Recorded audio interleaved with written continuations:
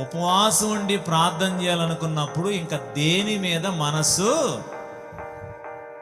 చెప్పండి, దేని మీద మనసు ఉండకూడదు. కొంతమంది ఉపవాసం అయితే ఉంటారు కానీ వాళ్ళ పనులన్నీ చేసుకుంటా ఉంటారు.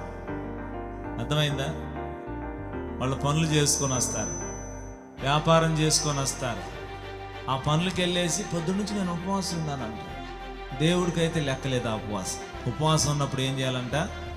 మీ వ్యాపారము చేయకుండా, మీ ఉద్యోగము, మీ పనులు, మీ డ్యూటీలో ఇవన్నీ చేసుకుంటా ఉపవాసం ఉంటే దానివల్ల ప్రయోజనము లేదు.